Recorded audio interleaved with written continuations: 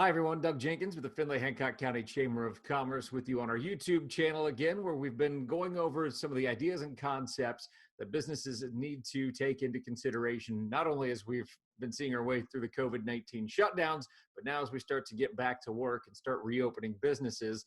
There are plenty of things that we should be considering and maybe some ideas that we haven't had. That's what we're trying to highlight here on our channel. Tina Contini is with me from IMS of Lima and Dayton, or Dayton and Lima, pardon me. Tina, thanks for joining us here on the YouTube channel. Hi, good morning, Doug. Thank you very much for having me. Appreciate it. Well, I'm glad to have you on board. We talked on the phone a little earlier this week, and one of the things that we discussed, and it's something that I hadn't thought of, was how so many businesses have mailers, they have flyers, they have communication that they're sending out, and there are opportunities to streamline that process, which is Yes. good for business, but also two, ways to make that a little bit safer for your employees, especially when you don't want them right on top of each other or perhaps touching a bunch of things. That's where you can really come in and make a difference, Tina. Yes. Thank you. Yes, there's a multitude of areas in which IMS of Dayton, Lima, or Lima, Dayton, whatever, we're local, as you know. I live in Lima, and I'm in Findlay every week, so I am always available by phone, email, and even Zoom is our new best friend. With communications, as we're trying to get back into the new normal and streamlining, because no matter what, a business needs to communicate with customers, whether it's through just simply email, whether it's through an automatic billing session, or through mail. Mail is still a very large part of this industry. And IMS of Dayton Lima, we are your postal consultant. We are authorized dealership of which now is Quadient, and used to be Neopost. Neopost, we grew out of that name. We're not just a mail machine company.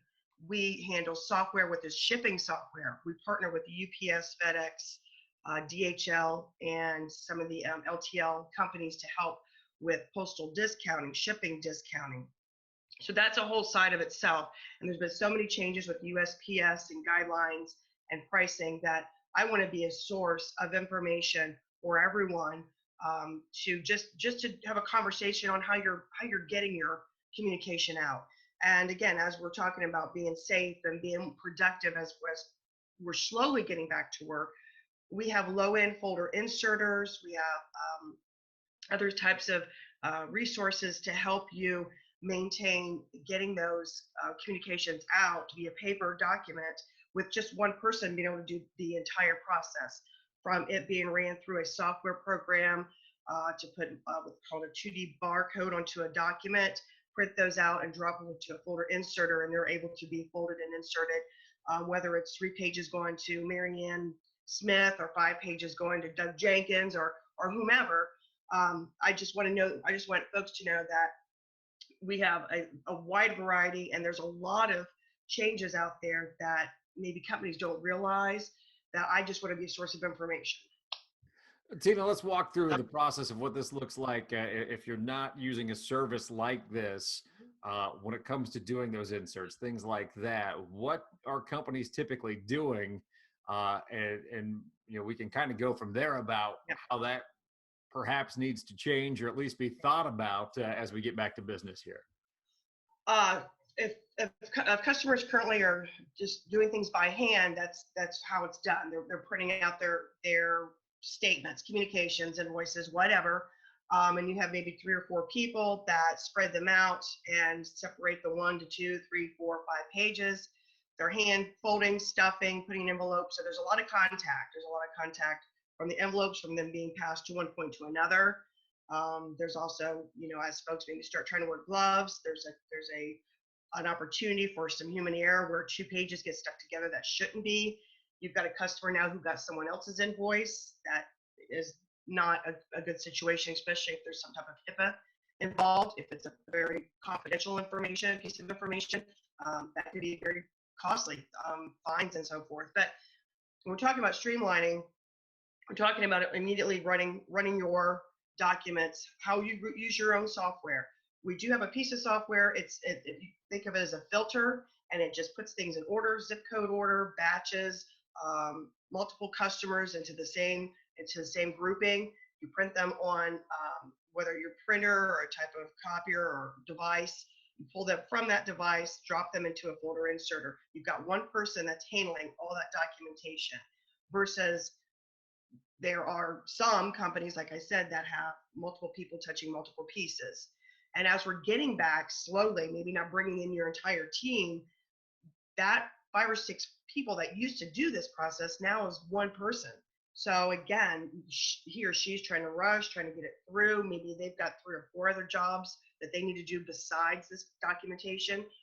And we've got products, small folder inserters again, we've got address printers, we've got software that are very cost effective and very useful. Even after we start to roll back into maybe the new norm, these products can be used in a vast multitude of areas.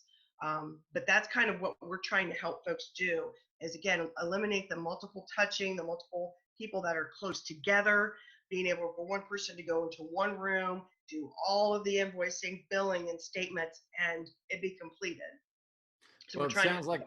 it sounds like a way to make things safe, but also to get an employee or 2 or 3 to working on a different project where right now, as we start getting into things, we want people working on the big projects and getting clients in, whatever your business is. Right. We want people working on that. And if you can take maybe some of the sorting and things like that off their plate, it might be a way to get up and running a little bit faster, at least have people focused on the big picture. Exactly. Especially now, we're going into things opening up, but we're still wanting to keep that 6 feet of distance. We're still wanting to, keep protection.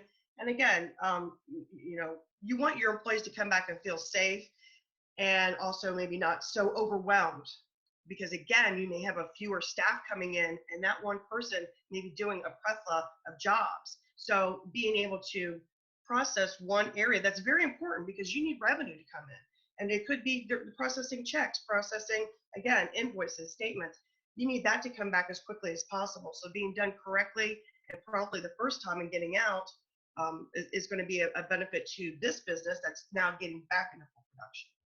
All right, Tina, if people have questions, want to talk through this process with you, what's the best way to get in touch with you? You can call my cell phone, which is 419-604-7174. Go to the Hancock Chamber of Commerce webpage itself, and there is a link to IMS of Dayton Lima. You can email me. It's very simple, tcontini@imsofdayton.com. You can also call our office. We are an essential business. We are up and running and working.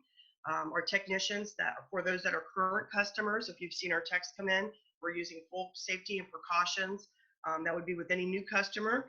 Our office number is 419-228-6245.